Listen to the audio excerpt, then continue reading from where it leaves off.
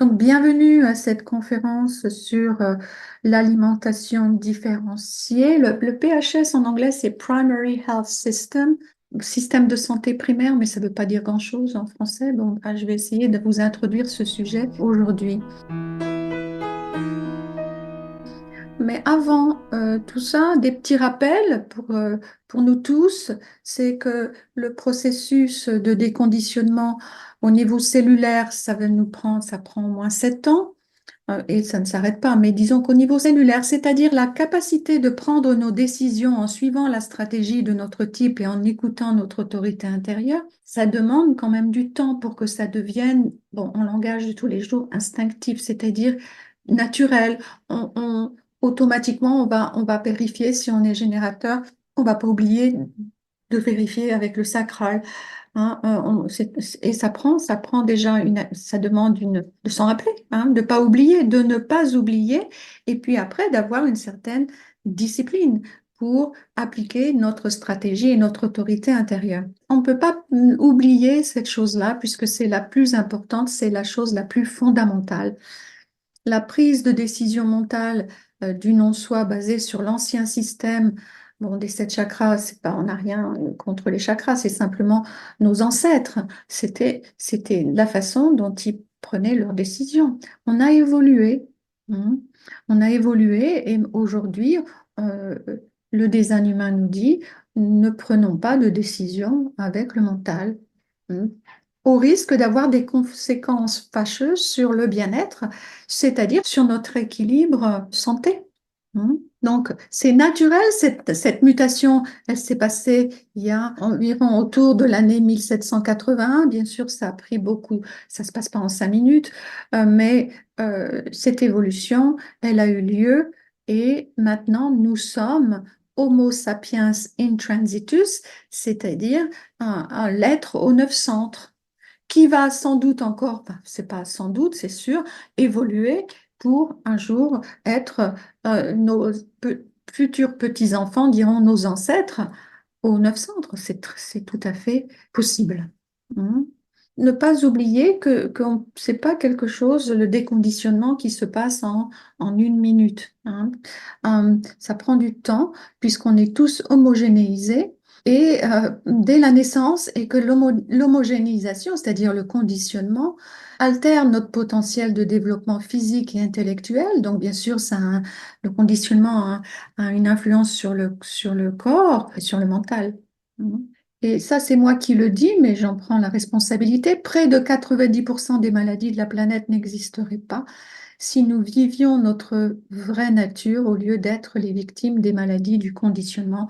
Bon, c'est pas vraiment le sujet d'aujourd'hui, mais c'est pour un peu avoir un contexte de l'importance de savoir, par exemple, si vous avez un cerveau passif ou un cerveau actif. Et je vais expliquer pourquoi dans cette conférence. Le design humain, en tant que science, mesure la différenciation. Qu'est-ce que c'est ce qu'on appelle la différenciation? Eh bien, c'est la reconnaissance de l'originalité, de l'unicité, hein, qui permet de transcender le jugement et de découvrir notre unicité aussi, la possibilité de s'aimer tel qu'on est. Hein.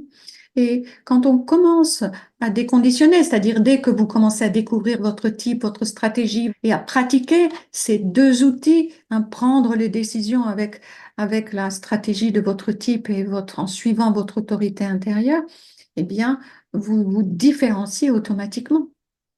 C'est-à-dire, vous suivez votre boussole intérieure, votre autorité intérieure, pas celle de quelqu'un d'autre. Mhm. Bien sûr, ça demande un petit peu, ça demande d'être prêt. Mhm. Si on est prêt, on peut le faire. C'est pas tout le monde qui est prêt. Mhm. Alors, cette alimentation différenciée, elle va nous permettre de nous réaligner avec notre prédisposition.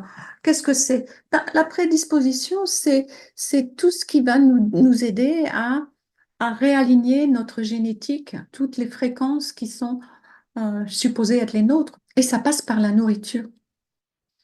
Hein. La nourriture, les habitudes alimentaires sont une source de conditionnement. Mhm. Et là, la source de mal-être se trouve dans l'homogénéisation et la source du bien-être se trouve dans le corps physique. Et ça passe par la bouffe, ça passe par la nourriture, par l'alimentation.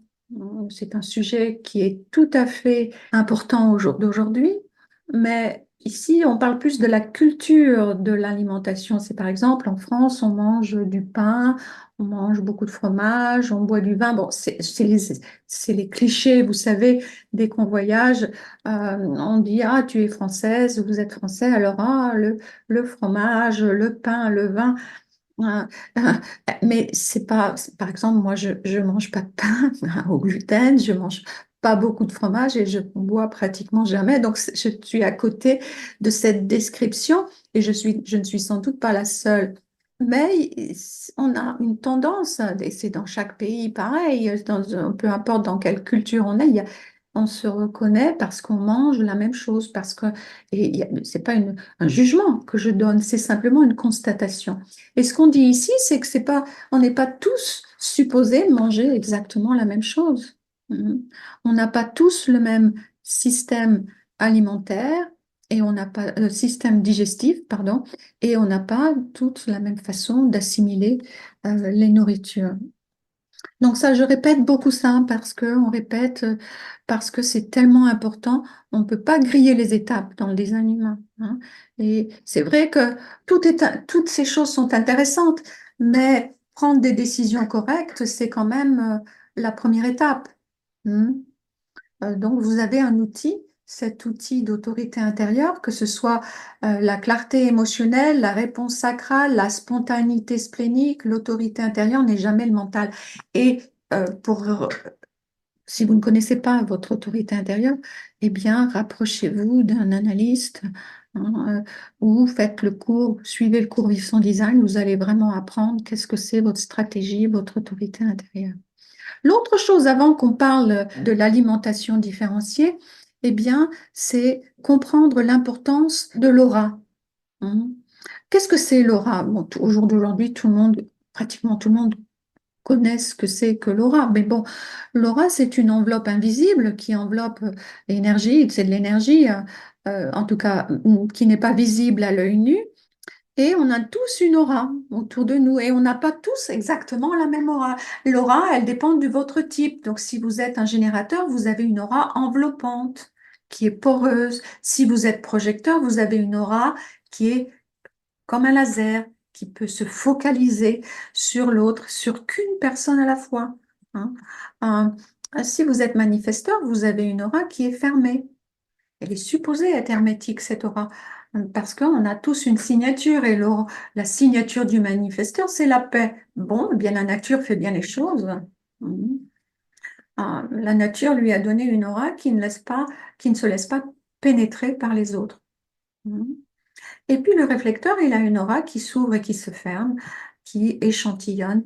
Donc on a tous une aura distincte et euh, l'importance, l'aura, pendant qu'on dort, c'est important de se réveiller dans sa propre aura. Donc l'alimentation saine, sûre, différenciée, mais les habitudes de sommeil saines, moi je dirais, euh, euh, découvrez, hein, euh, ce que c'est que de dormir seul si vous avez oublié.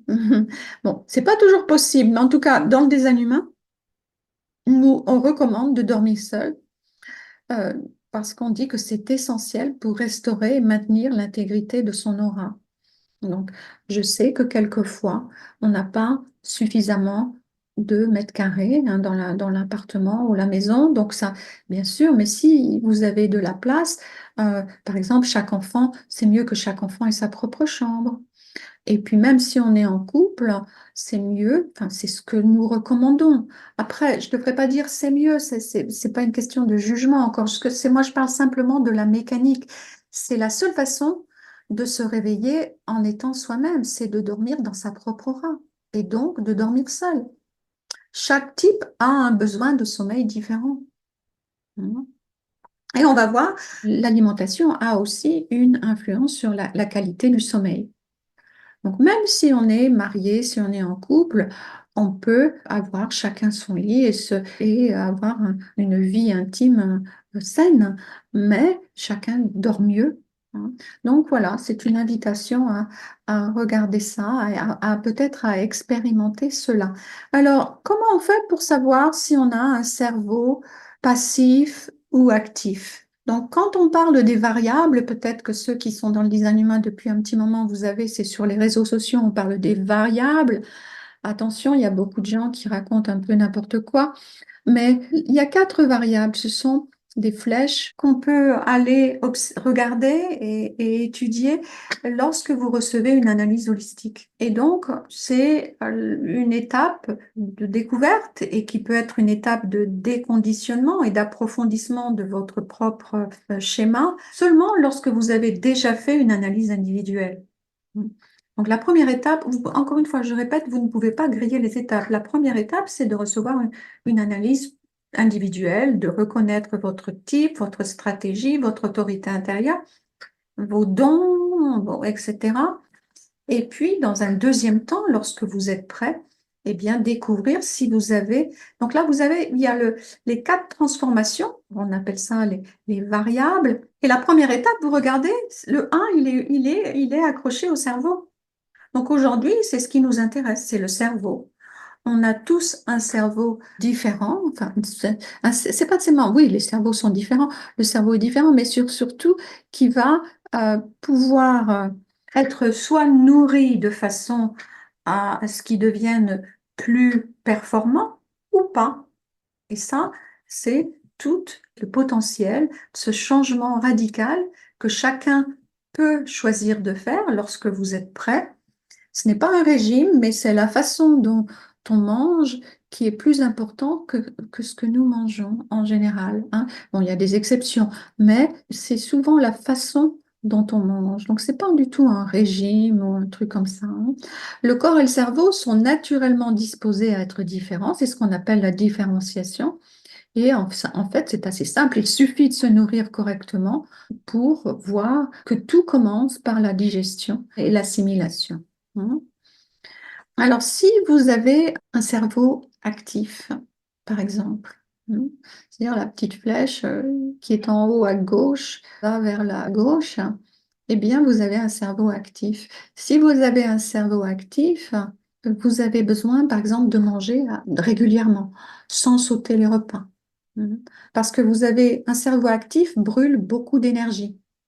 Donc, même si on dit souvent, même si vous mangez tôt le matin, un petit déjeuner très tôt, à 6 heures, 7 heures du matin, ça se peut très bien que vous ayez besoin d'un Inca en milieu de matinée. C'est ce qu'on fait des fois dans les écoles, hein. Je me souviens, je sais plus si ça se fait toujours, mais on donne un goûter ou quelque chose aux enfants en milieu de matinée ou alors des fois en milieu d'après-midi.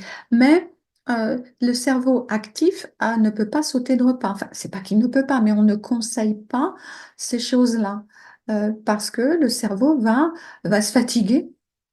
Donc, boire régulièrement, quand je dis boire, c'est de l'eau, et puis, donc, c'est s'hydrater régulièrement et se nourrir régulièrement, si possible, aux mêmes heures tous les jours. Donc, tout ce qui est jeûne intermittent, tout ça, pour le cerveau actif, j'avoue que ce n'est pas recommandé. Mm. Maintenant, si vous avez un cerveau passif, eh bien, la clé, et ça va un petit peu à l'opposé de ce que cerveau actif, eh bien, ou ce que nous recommandent les diététiciens ou les diététiciennes. Moi, j'ai un diplôme de nutritionniste, mais je ne pratique pas ça, mais je sais ce qu'on nous dit dans les écoles. Si vous avez un cerveau passif, c'est manger quand vous avez faim. Mangez quand vous avez faim. Donc, par exemple, moi j'ai un cerveau passif. Eh bien, je n'ai pas encore mangé. C'est quelle heure chez moi? C'est presque midi. Hmm. J'ai pris un thé ce matin et je n'ai pas faim. En général, je commence à manger vers 13 heures, 13h30, des fois 14 heures. C'est quand mon estomac me dit, tiens, j'ai faim. Bon, alors je mange. Et 2 repas me suffisent pendant la journée. J'ai un cerveau passif. J'ai un cerveau qui ne brûle pas beaucoup d'énergie. Et si je décide de faire comme tout le monde pour suivre ce qu'on nous dit, eh bien, ça m'endort. Et je me souviens, quand j'étais étudiante, enfin, à l'école primaire, je m'endormais beaucoup. Manger des repas réguliers, c'était, ça, bon, je dormais pas les yeux à ronfler, mais je dormais, j'étais endormie. J'étais endormie. Mon cerveau était endormi. Hmm. Donc, déjà, vous pouvez sans doute, votre corps connaît ces choses-là. Enfin, même sans savoir vraiment la petite flèche, si elle va à gauche ou à droite dans votre cerveau, dans votre schéma corporel, vous pouvez écouter votre corps déjà naturellement. Et en général, vous le savez déjà, ce que je suis en train d'expliquer ici. Hmm. Donc, quand vous mangez en étant correct, eh bien, ça permet à votre système digestif d'absorber exactement ce dont il a besoin. Et votre cerveau, eh bien, ça lui améliore son fonctionnement cérébral. Donc, c'est important pour les enfants aussi. Mhm. Donc, aussi, ça affecte le système nerveux. Et par exemple, moi qui suis émotionnelle, si je ne suis pas ma détermination, mon PHS, eh bien, j'ai tendance à avoir moins de clarté quand je suis émotionnelle. Donc, ça affecte aussi votre autorité intérieure, surtout pour les gens qui sont émotionnels. Mhm. Donc, la prédisposition génétique à la différenciation du corps physique, c'est ce qu'on appelle, nous, la détermination. Mhm. On a tous une prédisposition unique et une fonction cérébrale unique. Donc, nous ne sommes pas des médecins, hein, je dis pas attention, ce n'est pas de la médecine, c'est simplement une information au niveau de votre système digestif qui peut, si ça vous intéresse, être prise en considération pour améliorer notre potentiel cérébral et notre potentiel cognitif, c'est-à-dire améliorer notre intelligence. Mhm. Donc, je vais prendre un exemple. Par exemple, j'ai pris Coco Chanel. Coco Chanel, donc la flèche dont il s'agit aujourd'hui, c'est la flèche en haut à gauche. Elle est à gauche ici, donc on a bien un cerveau actif. Donc, je dirais à Coco, bon, oh, vous êtes générateur sacral de 5. Et aujourd'hui, si on regarde votre cerveau, donc on aurait déjà fait une analyse individuelle, et c'est le schéma ici qu'on utilise lorsqu'on est analyste holistique. Et on commence toujours par vous parler de votre cerveau. C'est la première étape. En- Et là, pour Coco, eh bien, je lui dirais, vous avez un cerveau actif, puisque la flèche va à gauche ici. Et ça veut dire pour vous, ne sautez donc pas de repas. Il vaut mieux pour vous manger un petit déjeuner et un midi, enfin le repas de midi, nous on dit midi, c'est la mode, c'est la façon dont on dit ça, le déjeuner à l'heure, à la même heure tous les jours à peu près, et puis le dîner aussi à la même heure tous les jours. Et après, on va regarder euh, ça, on le fait aussi lors de l'analyse holistique, on regarde euh, plus profondément. Et là, par exemple, pour Coco Chanel, elle a la même détermination à peu près que moi. C'est une détermination qui est basée sur un système digestif qui est primitif. Et donc, par exemple, c'est pour vous donner un exemple, mais c'est souvent, je fais attention parce que souvent c'est mal compris hein, et tout le monde croit, ah, moi je vais faire comme Coco Chanel. Non, non, non, non. Je ne vous dis pas de faire comme Coco Chanel, comme ce que je dis à Coco Chanel. C'est seulement pour Coco. Moi, j'ai à peu près la même chose, sauf que j'ai un cerveau passif, donc je ne mange pas 3 repas par jour. Mais on peut aller beaucoup plus loin dans l'explication des conseils. Et ici, c'est ne mélangez pas vos aliments pour Coco Chanel. C'est mieux pour vous, pour votre système digestif qui ne digère pas les choses mélangées, de manger qu'un aliment à la fois. Donc, par exemple, c'est un peu l'histoire des chasseurs-cueilleurs qui n'avaient pas, nos ancêtres, si vous voulez, n'avaient pas de grandes casseroles pour mélanger leurs aliments avec... non, non, non, c'était très simple. Hein. Un fruit, on le mange, on pêche. Bon, s'ils sont carnivores, on mange un poisson, on le fait cuire, on le mange.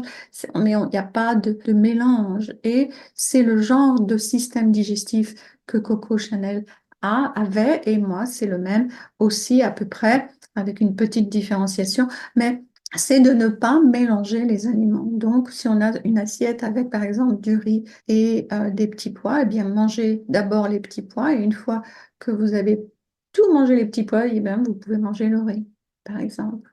Mm.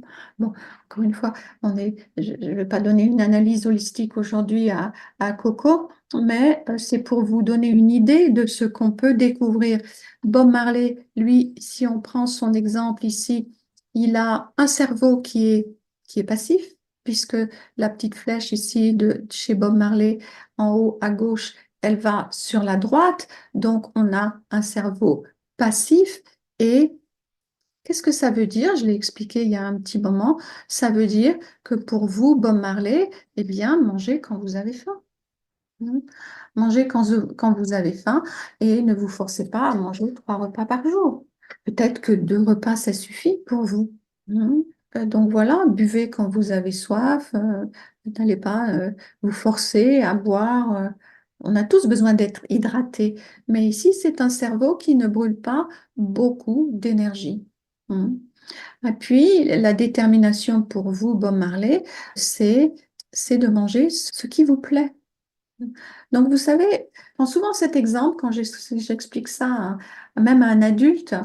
Je prends souvent l'exemple c'est pas que moi, on le fait tous quand on est analyste holistique, c'est l'histoire d'un bébé j'irai à votre maman, Bob, si vous étiez enfant, si votre enfant, quand vous lui mettez des aliments hein, dans la bouche, s'il crache l'aliment, eh bien, ne le forcez pas. C'est que ce n'est pas à son goût. Donc, c'est important ça. Hein. C'est un système digestif qui est très sensible et qui a besoin de manger ce qui lui plaît. Donc, bien sûr, on a tous besoin d'avoir une alimentation qui est équilibrée. Donc, on ne va pas manger que du chocolat toute la journée. Encore que, je ne sais pas. Ça fait sauter toutes les histoires qu'on a entendues, hein, le PHS. Mais bon, je dirais, moi, ma recommandation ici, d'avoir une protéine, un légume, un fruit, un féculent que vous aimez, et puis vous pouvez le répéter. C'est le genre de gens qui mangent toujours la même chose. Et en fait, Bob, si pour vous, c'est bien si vous avez tous les jours à peu près la même nourriture, eh bien, continuez, ne vous forcez pas à changer vos aliments, parce que c'est ce qui vous convient. Hein. Et c'est vrai qu'on a tendance, ou un membre de la famille qui va dire, ah, mais pourquoi tu manges toujours une pomme pour le dessert? Peut-être tu pourrais essayer autre chose. Ben non, finalement, Bob, s'il veut manger une pomme tous les jours pour le dessert, même 2 fois par jour, eh bien c'est très bien pour lui. C'est intéressant hein, de voir ça. Alors, j'ai dû prendre encore 2 autres exemples. Ici, pour Paul Gauguin, on a une flèche qui va à droite, donc aussi un cerveau passif. Donc, pas besoin je dirais à Paul, de vous forcer à manger 3 repas par jour. Par contre, pour vous, mangez quand vous avez faim. Et puis, votre détermination, eh bien, en fait, pour vous, ce qui se passe, c'est que vous avez les oreilles sensibles. Et tout est une question. On a un système digestif ici avec Paul Gauguin, de quelqu'un qui a un système digestif extrêmement sophistiqué, hein, sensible qui est bien loin du système digestif primitif dont j'ai parlé tout à l'heure avec Coco. Ici, c'est un système digestif qui est impacté par l'acoustique. Donc, c'est-à-dire, je dirais à Paul, ne mangez pas dans une atmosphère qui ne vous plaît pas acoustiquement. Par exemple, un repas d'affaires, c'est trop stressant ou pendant une dispute avec quelqu'un. Les moments de repas pour vous, c'est sacré. C'est des moments où l'harmonie a besoin d'être là. Hein. De la musique qui vous plaît ou du silence où on parle de choses agréables. Alors que vous savez, il y a quand même beaucoup de gens c'est le moment des repas où on règle nos comptes, où on parle de choses sérieuses. Eh bien, pour quelqu'un comme Paul Guégan, ce n'est absolument pas quelque chose de sain. C'est vraiment malsain, c'est-à-dire son système digestif, son estomac peut s'acidifier, se crisper, et il aura du mal à digérer. J'ai pris quelqu'un d'autre, c'est Jacques Brel. Jacques Brel qui a aussi un système digestif passif, donc je dirais la même chose, mangez quand vous avez faim, hein, buvez quand vous avez soif. Et pour vous, votre système digestif, il est aussi très sensible. Mais c'est pas à l'acoustique qu'il est sensible, c'est à la lumière. Hein. Donc pour vous, c'est mieux pour vous, Jacques, et peut-être que vous l'avez déjà remarqué, de manger après le coucher du soleil.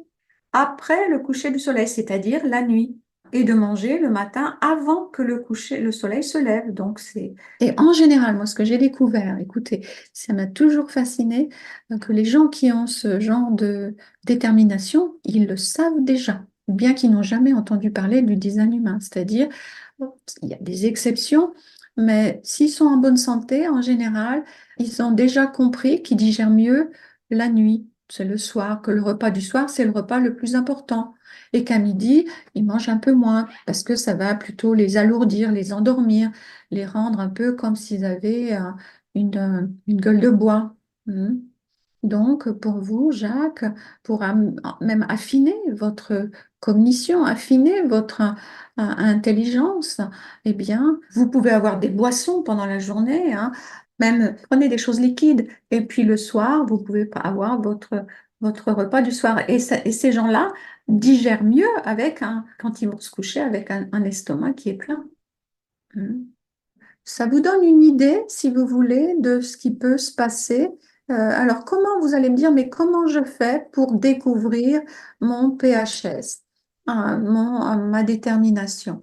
Eh bien, vous avez besoin de vous rapprocher d'un analyste qui est, qui d'une part est déjà certifié. Qu'est-ce que ça veut dire certifié? Ça veut dire qu'il fait partie de l'école officielle, du design humain. Il y a des gens qui ont pris de l'information et qui l'ont transformée. Donc, moi, je ne peux pas parler de ça, ça ne m'intéresse pas, mais si vous voulez, donc je vous conseille, et chacun fait comme il veut, mais mon conseil et le conseil qu'on donne dans cette école, c'est de vous rapprocher des gens qui sont formés par l'école officielle qui est directement dans la lignée de ce que Monsieur Roux ou nous a enseigné. Et ça, soit sur ce site de l'école francophone, vous pouvez aussi vous rapprocher internationalement de l'école IHDS. Et voilà. C'est la fin de notre épisode. Merci de votre écoute. Nous vous invitons à visiter le site de l'école de Design Humain France, où se trouvent toutes les informations sur les prochains cours. Il y a aussi le rapport de synthèse. Vous pouvez y accéder. Vous pouvez obtenir votre schéma corporel gratuitement. Vous pouvez aussi visiter le blog et là se trouvent les épisodes, de nombreux épisodes de podcast, des vidéos et aussi sur le site de l'école. N'oubliez pas de consulter le registre des professionnels. À bientôt!